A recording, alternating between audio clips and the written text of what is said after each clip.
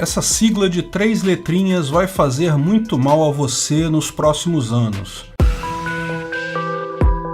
Esse é o Visão Libertária, sua fonte de informações descentralizadas e distribuídas. O Fórum Econômico Mundial já deu a dica: após o grande reset mundial, a economia deve se mover para um modelo baseado no interesse dos stakeholders, não dos shareholders. Não são os acionistas quem tem uma ação, ou seja, um share da empresa, que deve tomar as decisões. Ao contrário, as decisões de qualquer empresa devem ser tomadas pelas pessoas que têm interesse e são afetadas pela empresa. Estamos vendo com clareza como isso está sendo viabilizado pela grande elite financeira mundial com base no chamado ESG. Veja como funciona. Uma empresa de mineração indiana gigante chamada Adani Enterprises está iniciando os trabalhos para minerar uma enorme mina de carvão no estado central Queensland, da Austrália. Para isso, dentre várias outras coisas, contratou uma grande empreiteira australiana, a BMD Group, para construir uma ferrovia para retirar o carvão da mina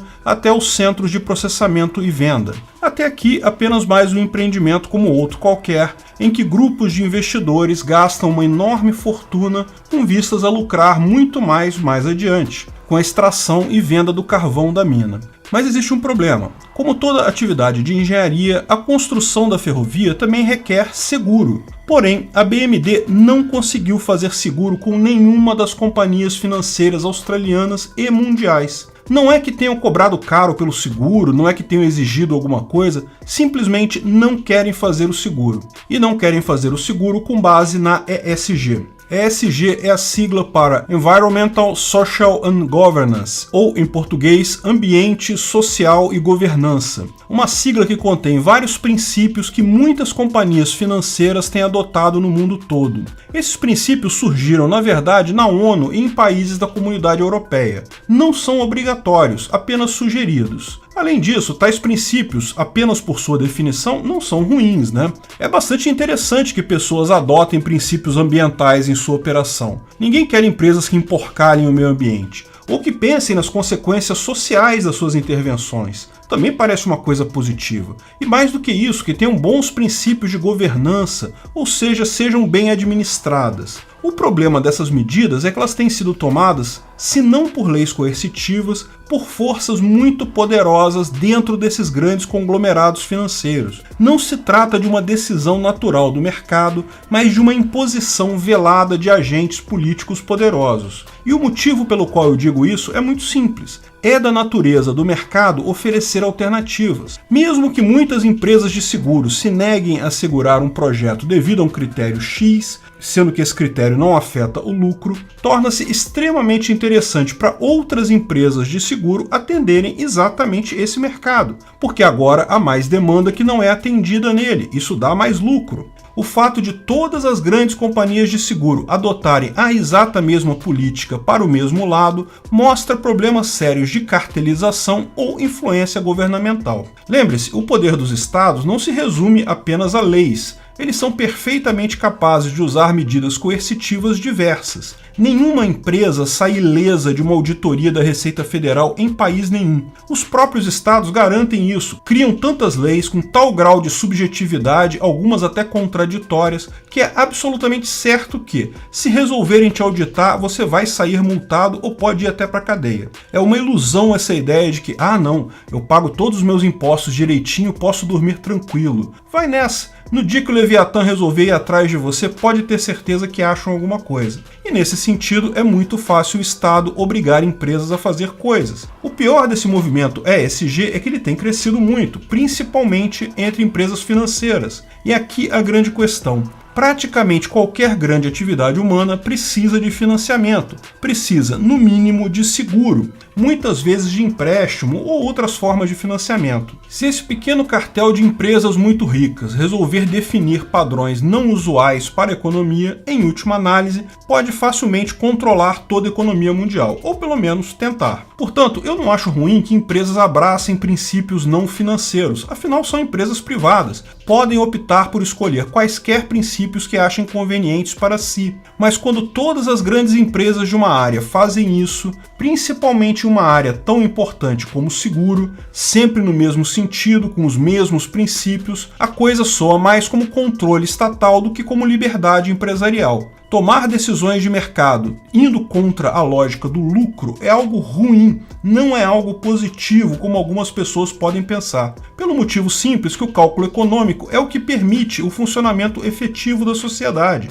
Ele se baseia nas pessoas buscando o lucro. Você achar que tem melhor capacidade de direcionar investimentos em um critério diferente do lucro pode ser preocupante. Veja, você enquanto indivíduo não deveria ser problema. Agora, quando todo o mercado segue nesse mesmo caminho, aí sim você tem um problema. Essa ideia de basear as decisões em critérios determinados pode ser um risco para o mercado em si, pode levar a uma ineficiência muito maior. É o problema do cálculo econômico. O sistema de preços é uma ferramenta maravilhosa que permite algumas das maiores façanhas humanas de nossa época. Hoje você pode ir na padaria da esquina, comprar um pão na chapa com café com leite por um preço bastante razoável. Você já parou para pensar o trabalho de quantas pessoas tem envolvidas ali? Não apenas os atendentes da padaria, mas alguém plantou trigo, provavelmente no exterior. Teve um navio que trouxe o trigo até o Brasil, negociadores de importação e exportação, câmbio. O trigo foi moído em farinha antes de chegar na padaria.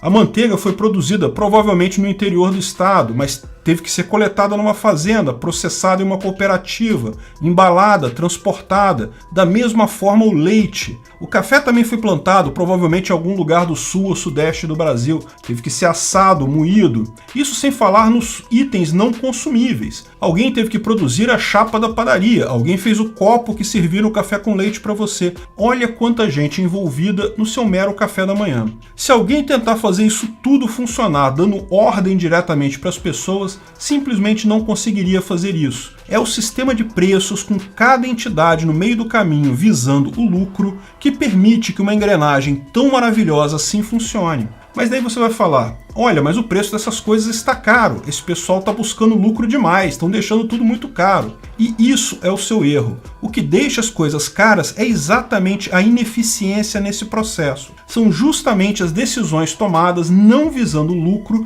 mas tomadas apesar do lucro. Quem vende qualquer coisa sabe que quanto mais barato conseguir vender, mais gente vai comprar. Mas existem uma série de regulamentações, taxas e impostos que impedem ela de fazer isso, quando não é o governo diretamente intervindo e dando ordens aleatórias. Por mais contraditório que pareça, quanto mais pessoas buscarem um lucro dentro de um livre mercado, melhor. Mais produtos com mais qualidade e preço mais baixo tendem a estar disponíveis. É só quando o Estado entra nessa equação usando a força, usando a coação, com decisões tomadas com base em populismo e medo, que se colocam ineficiências no mercado e o preço cresce. O problema do cálculo econômico, como descrito por Mises, e eu expliquei em mais detalhes no vídeo por que o cálculo econômico é impossível no socialismo, lá no canal Ancapsu Classic, garante que sistemas totalmente socialistas vão colapsar sempre. Controle central inviabiliza a economia.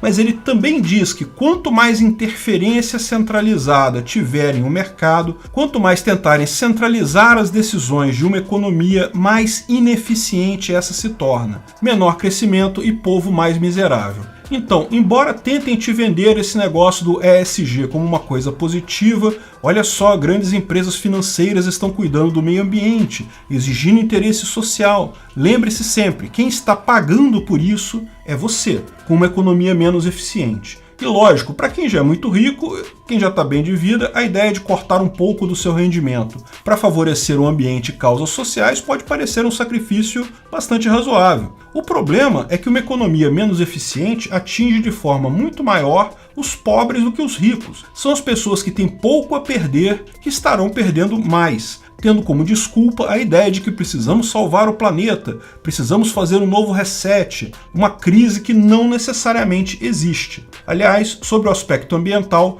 veja o vídeo sobre o suposto consenso de 97% dos cientistas sobre esse problema climático, lá no canal Ancapsu Classic também. O ponto aqui é que é lógico que essas grandes empresas não fazem questão do ambiente, nem do dinheiro. O que interessa a elas é o controle, é o poder. E justamente a perda de controle que elas estão sentindo agora. Não tenha dúvida, a informação descentralizada e distribuída tem feito boa parte da aristocracia socialista da Europa ficar preocupada. Eles perderam o controle sobre a população e se veem agora numa encruzilhada perigosa. O crescimento do mercado de moedas criptográficas e mecanismos DeFi podem retirar deles, por fim, qualquer poder que ainda possuam. A tendência de descentralização dos negócios é essencialmente libertária, visto que, não havendo ninguém no controle, fica muito menos suscetível à autoridade. Eles sabem que precisam agir rápido, antes que percam o pouco de poder que têm. A desculpa do ambientalismo é só o discurso que eles precisavam. Se prepare para ver cada vez mais previsões catastróficas sobre o clima, cada vez mais comum na televisão, e grandes empresas seguindo cada vez mais esses princípios ESG, totalmente desconectadas com o lucro e, portanto, com o bem-estar real da sociedade. Mas não se preocupe, não existe força mais poderosa que a economia real, aquela que existe nas criptomoedas apenas e nos mercados livres do governo. Sim, grandes iniciativas como minas e fábricas são importantes, mas cada dia que passa, mais da economia migra para a internet, onde o controle central é menor. É inevitável que governos e grandes hierarquias vão perder poder. Lógico, não vão perder sem lutar. No final das contas, toda essa choradeira ESG é apenas o Leviatã agonizando em sua morte. Obrigado por sua audiência. Esse artigo foi sugerido por Malthus do Ancapistão, escrito e narrado por Peter Turguniev. Esse vídeo foi um oferecimento de armataweb.com, cloud e serviços de data center, 100% de compromisso com a satisfação e privacidade dos clientes. Aceitamos Bitcoin. Veja o link na descrição do vídeo. Se você gostou desse vídeo, clique no like e compartilhe ele em suas redes sociais. Se inscreva no canal para nos ajudar, clicando no botão vermelho abaixo. Se quiser ser avisado de novos vídeos, clique no sininho ao lado. Até a próxima!